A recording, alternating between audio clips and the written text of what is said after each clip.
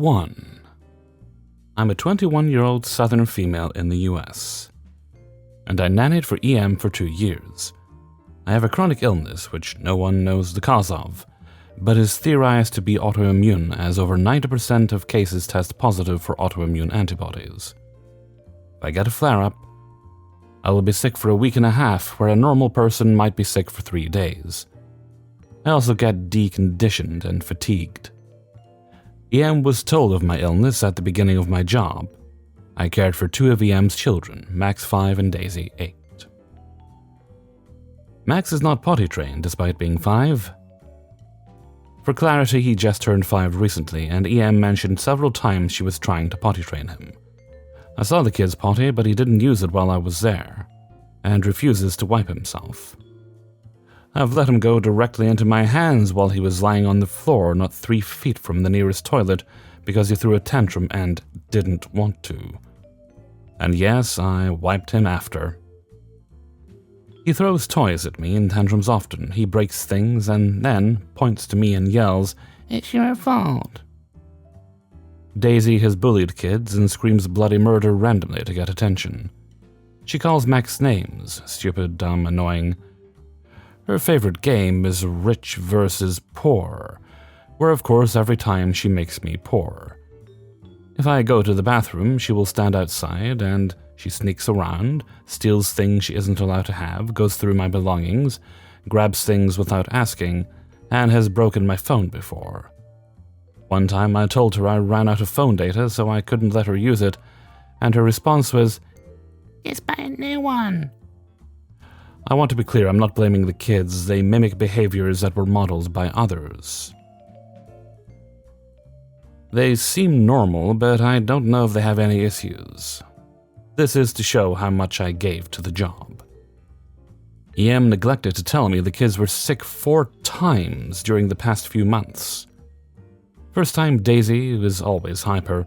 I try to be patient with her because I genuinely don't know if she has behavioral issues, and it's not my place to ask. Today she was calm and had bedhead. She was in casual clothes, but I thought nothing of it. The EM says nothing. When she was gone, Daisy brags to me that she stayed home from school. I asked why. She said, "I'm sick." I panicked, but I figured EM was just busy taking care of 2 young kids and forgot to mention it. When she came home, she made a beeline to Daisy. I think she thought she was out of my earshot because she whispered to her quietly, saying, "Poor baby, how are you? Do you feel better?" Luckily, I have great hearing and caught it. As soon as I went home, I cleaned off. Second time, again, EM acted like nothing was wrong. I was not told her kids were sick when she left. They said, "Guess what?" I ask, "What?" And Daisy again says, "We're sick." I decided to probe and ask, "How do you know?" Max says, "I threw up twice." Daisy jumps in, "I threw up once." I ask when, and Max said, "Yesterday." I got a cold as soon as I got home and was mildly sick for the rest of the week. At this point, I realized I was intentionally not being told, and told family members I wanted to quit. They told me how mean and terrible I was because, "You're helping a mother, and they can't help it, and my babies." Third time, I went to take care of Max. I was told it would be easy, and only for a few hours. Within 15 minutes, I hear ear-splitting crying and go upstairs to find Max sobbing that he had diarrhea and nightmares. I felt bad, so I changed him and wiped the liquid shit off his bare ass. I put him back to bed, and he woke up again with more diarrhea. I repeat the cycle, and he tells me after I'm done, "Can I tell you a secret?" I say, "Yes, of course, what?" He says, "I'm sick, I have a cold." He hugs me because he's scared and sneezes into my face. EM again mentions absolutely nothing when she comes home. After that session, I was sick for a week with diarrhea, stomach cramps, brain fog, and joint pain during finals week. At this point, I decided I was going to quit. Yet again, I was gaslit and told I would regret my decision, but I made up my mind. Fourth time, this was the last day after I made up my mind to quit. I was told again this would be easy. Max woke up within 15 minutes, sobbing. I waited a few minutes to see if he goes back to sleep. I then hear the biggest fit of coughing I've ever heard. So I go upstairs and lo and behold, he is coughing up a storm and says he woke up with nightmares and needed to be changed. I changed him, luckily not diarrhea but still vile, and he told me again. Can I tell you a secret? I have a little cold. I feel nauseous, and I have diarrhea and cough. He was terrified, so I stayed in the room with him until the session ended. He coughed the whole time. Again, EM mentioned nothing.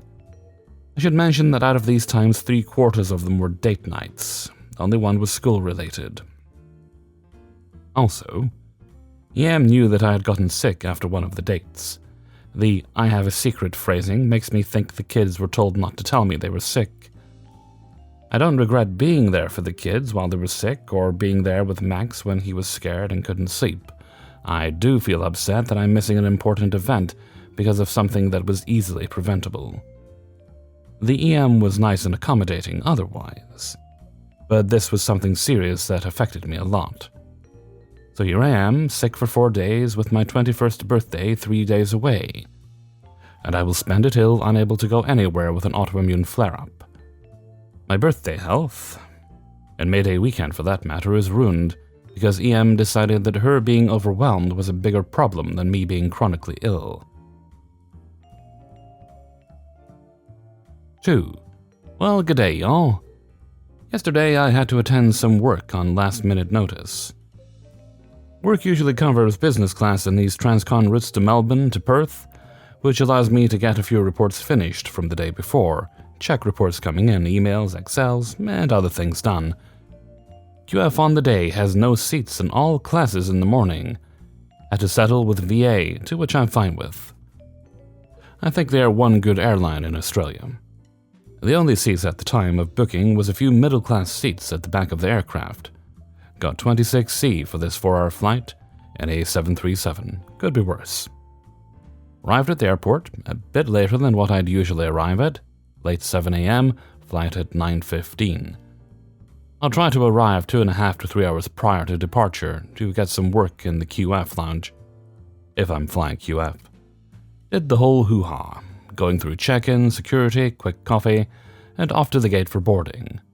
Nothing spontaneous here.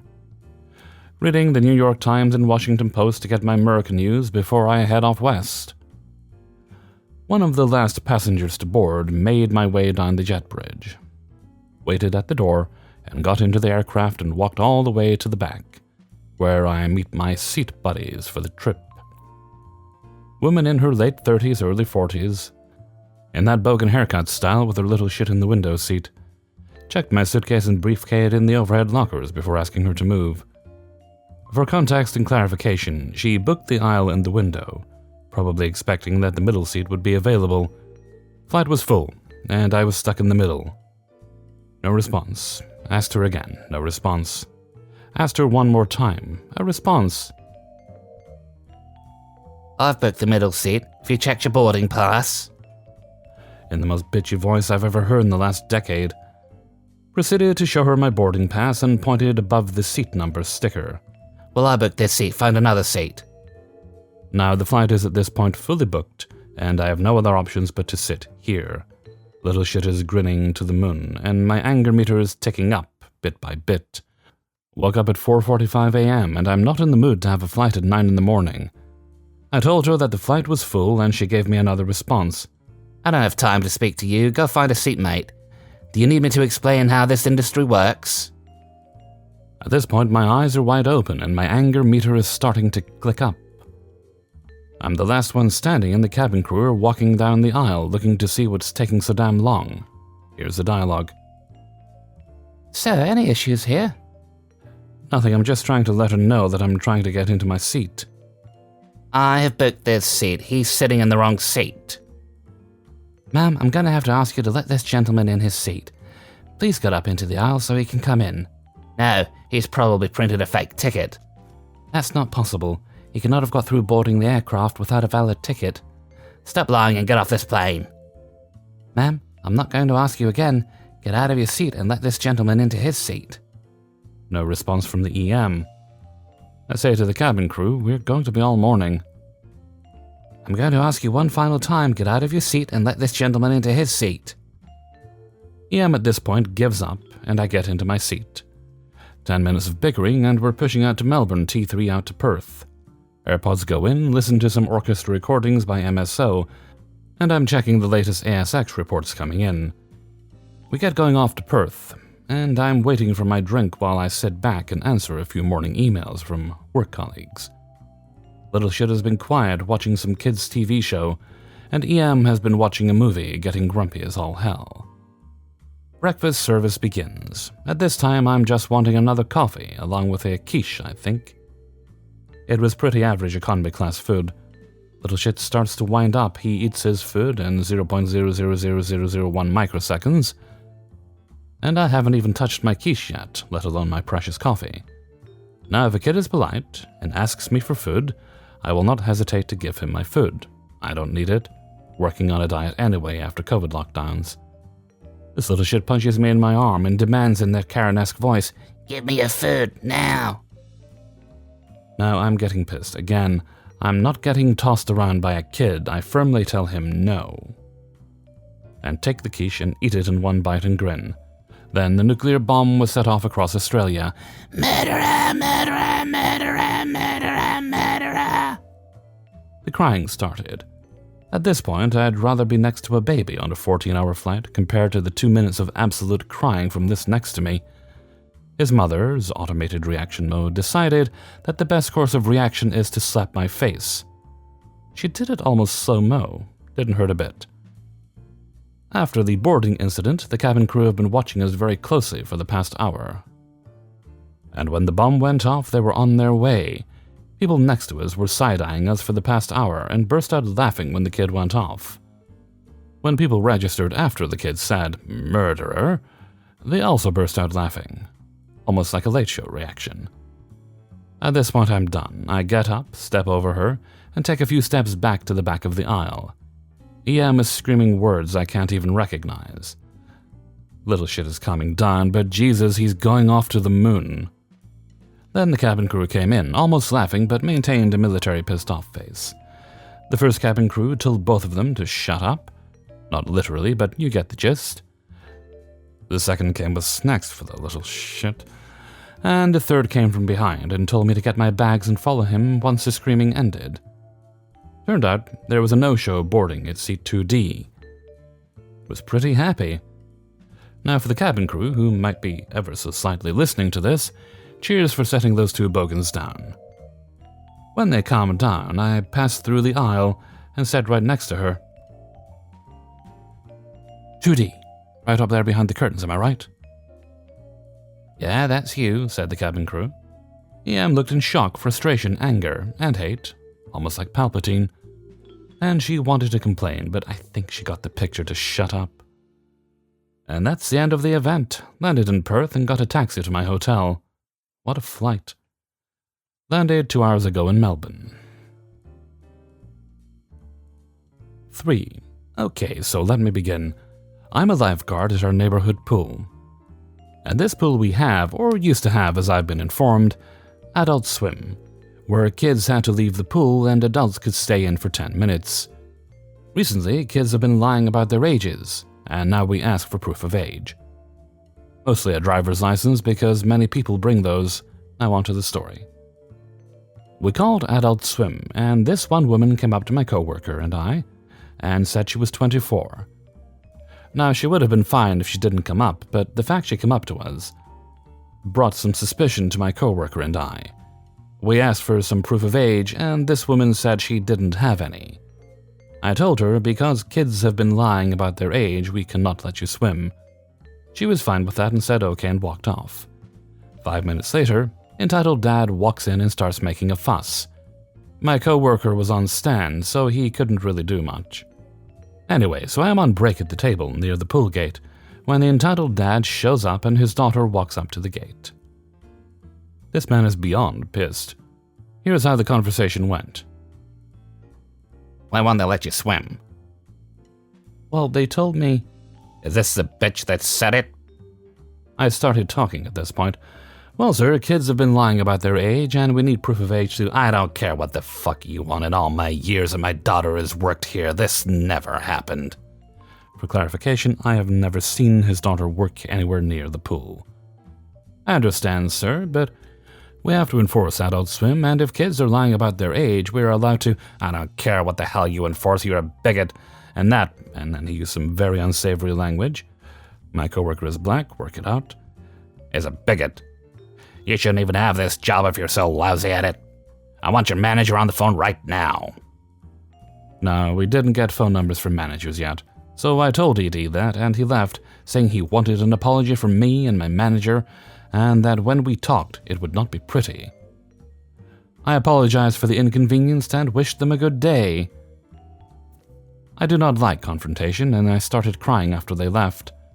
I asked my employer for his number, and she gave it. So I called up my manager and told him the same story while crying. He calmed me down and told me to give this man his number when he came back. I said okay, and went back to work, still scared. When we started to close, I hurriedly finished my tasks so I can go home and not see ED again. But now I'm scared to go to work again tomorrow. 4. Please be aware the following story contains references to animal neglect. I'm a 23-year-old female. My roommate is 22, but failed at basic adulting because her parents failed their job. She presents herself as the cute kind of understanding, innocent girl. When she's with people, I was fooled by this too. It's why I agreed to be her roommate, because I thought she's a nice person. But she's a failure at basic adulthood. We became roommates a few months ago, and I can't wait to move out next month. At first, everything was normal. Then it got bad. She fails at basic cleaning. She let her pet starve and live in its own feces. I think she should be reported for animal abuse because that poor animal would have been starved to death already if I hadn't been feeding it. She made the house dirty, hair everywhere, mess in the kitchen, a weird smell from her room, and I've been doing all the cleaning. She only cleans when I get really pissed and tell her to clean up, and I really hate how she always pulls the innocent little girl thing whenever I tell her your bad hygiene has damaged our living conditions. A few days ago, she caused a little drama in our school because she disappeared for 2 days straight. She didn't respond to anyone's calling or texting. People thought she went missing. I panicked too because the area we live in isn't very safe for a young woman. I really don't like her, but still I don't want anything bad to happen to her. Eventually, yesterday, she returned home, looking normal, and said she went over to a friend's place. Her parents panicked and somehow got my number. I told them she has returned home safely. They told me they believe their daughter is now depressed or something. There's no diagnosis, though. She has stopped going to school all of a sudden, refuses to talk to them. They couldn't hear from her for days, etc. I was weirded out because I didn't notice she had actually dropped out. I do notice she's been home a lot, but we have different schedules, so I didn't think. I told them she's returned home safely, but they couldn't calm down. Now the annoying part begins. We're in another country for college, so we are both far away from home. I understand that they worry about their child's safety. My parents worry about me too. Therefore, I always text them to let them know what I'm doing and I am safe. But my roommate's parents, I can see why she became distant from them. Ever since her mom got my number, she constantly rants about how they think their daughter is depressed and requires help. Her daughter wouldn't talk to her. She's heartbroken and desperately wants to know how her daughter is doing. She talked about how they are very protective and strict about parenting when she grew up. No wonder she fails at basic adulthood. They didn't teach her shit. Because her daughter once left the house for 2 days and didn't contact anyone, she now believes that her daughter is never home. Ever since she got home, her mom has texted me 4 times from 10 p.m. to 8 a.m. asking me if her kid's at home. And I say yes, she is. But she wouldn't believe me and just kept talking. She even asks me if my roommate would pretend to be home but is actually out. I told her that's impossible because our bedrooms are connected and I can hear if she's home or not. She just kept talking about how her daughter is so weak and helpless and she needs help. I can tell they definitely spoiled their fragile little angel. She asked me how far our apartment is from campus. I said it's a 20-minute walk and 10-minute bus ride. She thinks that it's too far away from the school. She thinks a 10-minute bus ride or 20-minute walks is too much work for her child. I have stopped responding to her texts because it's annoying. They even try to pay me $100 to take care of her. Like, take her out for dinner or something like that, but I politely refused. Because why the fuck should I do that? Why is your daughter's messy life my responsibility? After I politely said no, the mother said she needs our address because she's gonna come to this country and move in with her daughter. Then she's gonna take her daughter home. Oh my god. Lady, you really need to calm down. Of course, I said no to her. She said she wished I could sympathize with a heartbroken, lonely mother. For God's sake, I have my own life. Lady, I understand your situation, but really, I'm not your daughter's babysitter. After her parents realize I don't give a fuck, they try to get our address from my other friends. Some of the parents in our school, those parents whose kids are all from our country, have this group chat in a chatting app so they can know about how their kids are doing at school. I honestly think that is so unnecessary because most of us are at least 19. How come a 19-year-old needs your daily checkup? But after witnessing my 22-year-old roommate fail at basic adulthood, I started to understand why these parents have such a group chat. Her parents found the number of a friend of mine from this group chat and started texting her. They asked her where do I live. Thank goodness my friend didn't tell them. She let me know about their actions instead. She was asking what is going on with all this. Okay. Here's what happened after they couldn't get my information from my friend. My friend politely told them she can't help them, and I ignored their texts for a day. Then I told them to stop contacting me and that I'm not gonna let them live with me. Her mom replied, saying they had finally convinced their daughter to come home, so they're not gonna bother me again, thank goodness. I'm completely fine with it if her parents just want to quickly stop by our place and take her home. But when they first mentioned this, they meant to live with us, not quickly stopping by to take her home. They knew their daughter wasn't willing to come home, so her mother thought it would be a good idea for her to come live with us. I absolutely do not want to be forced to live with some random old lady that I know nothing of, who has a completely different lifestyle and schedule. I don't think I'm being cold or selfish by doing this. After all, I'm paying half of everything for the apartment, and it says in the lease you can't just bring someone else to live in the house without an agreement. I understand she's probably suffering from depression and her parents worry about her, but her actions have seriously affected my life and our living conditions. She keeps the guinea pig's cage in our living room, and because she rarely cleans it, the whole living room smells like its feces. The poor animal never asked to be adopted by someone like this. I've been feeding it water and food, and I believe if I wasn't here, it would have been dead already. She would literally leave her pet completely alone for 2 or 3 days, not giving any food or any cleaning. So many times I had to knock on her door to get her to clean the damn cage. She also leaves messes in the kitchen and bathroom. I've been doing most of the cleaning. I think I deserve to live in a clean house, and the house wouldn't be so dirty if I lived alone. When my roommate first stopped caring about her pet and hygiene, I tolerated her. Even when I was pissed about the dirtiness, I always made sure to speak to her in a calm and neutral voice. I always simply told her, hey, your pet really needs cleaning. Hey, the sink is quite dirty after your dinner. I never called her names or cursed her.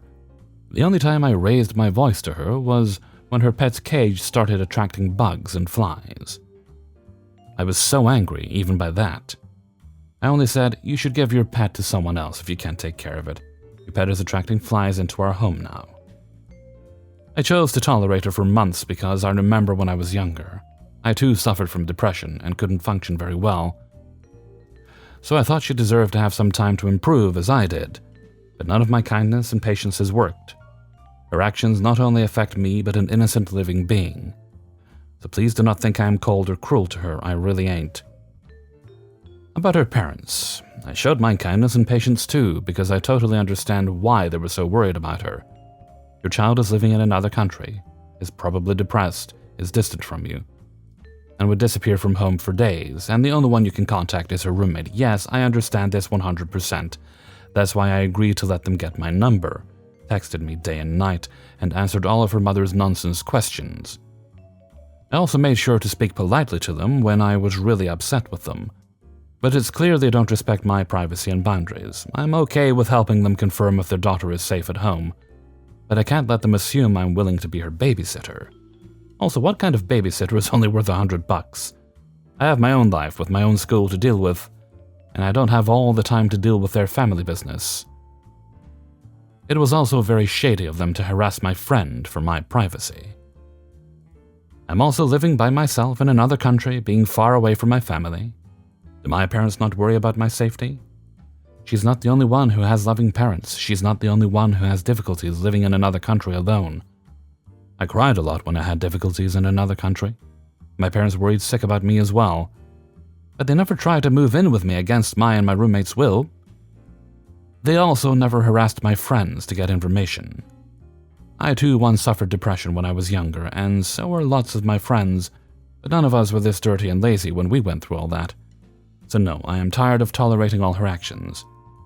For her pet, I plan to let her local animal shelter know about this as soon as tomorrow. I will definitely want them to either take care of the guinea pig or give it to someone better. I don't mind taking care of it until I move out and live in my new place. Poor thing has been suffering from her.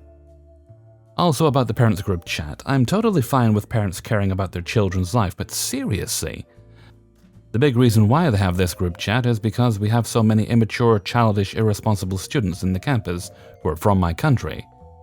And it's always the parents who raised them this way. I've had friends, I'm talking about friends from my country, in our school that went through very similar things. Like they're forced to live with irresponsible students from our countries. They're forced to do all the cleaning for the whole house because these spoiled children wouldn't. When I talked to a friend of mine about this, he told me, "We have way too many students from our countries acting like your roommate in this school. This is nothing new, and trust me, it's always the parents." A little later, I went to the animal shelter that she adopted the poor guinea pig from and let them know about this. They said they'll contact me. I'll take care of the animal until they decide to come to my home and take it back. And no, she hasn't improved. Last night before I went to bed, the food and water bowl was empty. I gave her some new water. I didn't give it food because I wanted to see if my roommate would remember to feed the pet before bed. Nope. This morning, the guinea pig was screaming from hunger. 5. So I'm a 21-year-old male, and I really like bowling. It's a fun hobby and sport, and a great way to meet fun new people. Although I'm personally not great, I'm a level 1 bowling coach because those who can't do teach. If I'm not bowling in league or getting some good practice in, I usually wear my volunteer lanyard and coaching badge and allow anyone to come up for a quick lesson or some pointers. After league, I decided to try out my brand new Storm Nova. It's a green, pink, and black ball, and I named mine Wanda Cosmo, 'cause I'm weird and name my stuff. Let me tell you, this ball is a dream. It cost me over $200 and was worth every penny.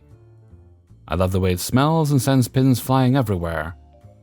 I should add that I bowl two-handed, without my thumb, so I can curve the ball a lot. Enough of my geeking out, though. After a few shots into my second game, a young teenager, somewhere between 13 to 15, notices my jersey and lanyard and asks if I was a pro. We'll call her Daria.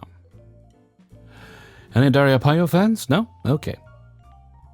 Excuse me, are you in the PBA? Oh no, I just finished bowling league and this is my coaching badge. I'm just trying out a new ball. I explain why I have so many bowling balls, how I bowl without my thumb, and most importantly, what I decided to name them. I throw a few shots to show the difference between them. That's so cool. So you're like Belmo, right? I like this Verity Crawley. She shows me her fave video of Verity showing off a new ball. I'm melting that she called me Belmo. Do you have your own ball or want some pointers? I just started bowling last week, so no. But can you show me how to hook the ball? I said that was fine, but she had to ask her parents' permission. She leaves and comes back with her Karen of a mother. I swear this lady had the hair, the sunglasses, everything. She had 2 younger kids who couldn't stay still, that she just shooed off to the arcade. What do you want, Daria? He's gonna teach me to bowl like Dad, is that okay? Why? It's such a waste of time. I don't mind, I'm a coach, and I'm not going to charge. Fine, go ahead. I'm only paying for one game, so make the best of it. I have the manager open her lane next to mine, but I tell Daria not to use it yet. I got an extra ball I knew was sitting in the basement from when I used to work there. It was pretty old, but it was light enough for her and fit her hand. Most importantly, it would hook if she threw it right. It was pretty old and didn't have bright colors like the newer ones, but it worked for teaching purposes. We use my lane, and I walk her through some drills. This entire time Karen is yelling and complaining, "How long is it going to take?" And "Once your brothers are done, we're leaving."